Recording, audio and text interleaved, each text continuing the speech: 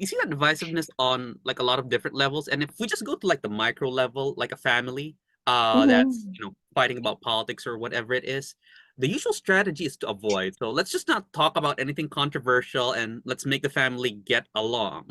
Do you think there's a better alternative on that on the micro level of like a family or a group of friends apart from avoiding things to keep the peace? Well,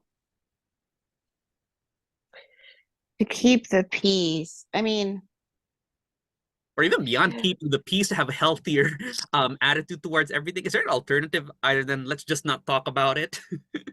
the thing is, that's something that definitely people that have had like more privilege, that's easier to do. Like, let's just avoid it. We don't need to talk about it, right? Because you don't need to. You you have maybe if you don't see them, Mhm, you know, there's like for example, if you're in a white family, you don't have to deal with, you know, certain things that you have to deal with being a brown person or a black person in the US, mhm, right? So that you can avoid all sorts of things. The I think that more and more that's going to be difficult to do.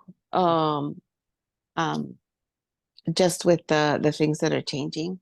Um, it's harder and harder to do. And I see the youth of the US being increasingly intolerant of that avoidance tactic.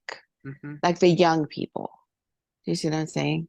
mhm, Like the um, the ones that are coming up now, like university students. But this has been it's usually been the youth that have changed things. Like for example, the during the Vietnam War, the protests, a lot of it was fueled by the university and college students, mhm, draft evaders, people that were like, no, this is wrong. mhm. Um, so so I don't know. I think for me, I think we're coming up to another point of history where it's going to be harder and harder to do that.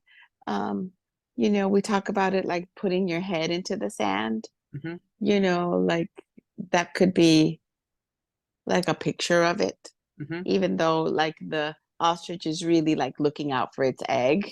It's mhm, not really avoiding things. But I mean, the way we see it, it looks like avoidance, right? Um, I don't know. I don't know if that's healthy. I mhm. think for me, health, and let me know if that's something that there's something akin to that in Filipino culture. The health is not going to be individualized. It's more of the group, of the community, of the family. Like Mhm. if the other is not okay, then somehow I'm not okay.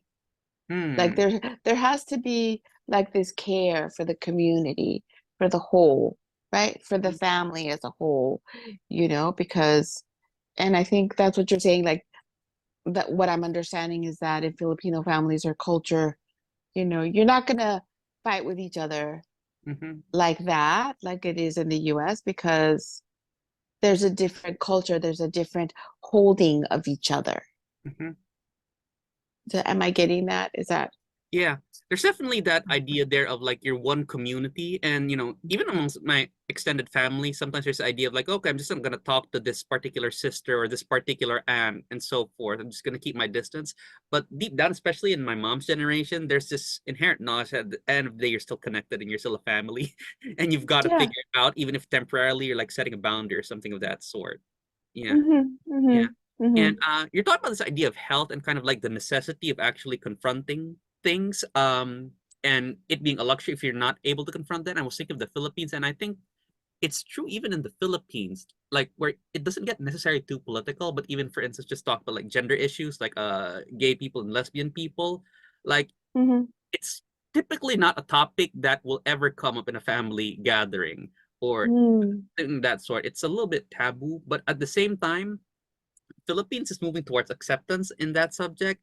And we all do know inherently that, you have to do some sort of work within yourself if you want the family unit to be healthy and to survive. Yeah. So there's like this really famous drama show in the Philippines. It's called Maalaala Mo Kaya, like 20 years, and they sometimes talk about that kind of story of like a family, and like there's this person who's like a queer person, whatever it is, and then there's a necessity of confronting that in order for the family unit to continue to thrive, because you can't ignore the problem basically. And Mm-hmm. sometimes it means embracing the gender. Sometimes the older person still holds on to their beliefs, but definitely adopts a certain kind of attitude in order for there to be harmony still in the family. That makes Okay, sense. that Yeah. makes sense. Yeah. Yeah. And is it the elders that like the grandparents that hold that like make everybody fall into line with that, or that hold that standard Well, for there's for the people in the family? yeah, typically, I would say there's still a lot of status with someone who's an elder. So, there might be people who are like rude to grandma or something, or put on a show of being rebellious. But at the end of the day, everybody does know that there's a certain Mm-hmm. status with whoever the matriarch or the patriarch of the family, I would say. Mm-hmm. Mm-hmm. Yeah. Mm-hmm. Yeah. That makes Another, sense. yeah. Another thing you mentioned was like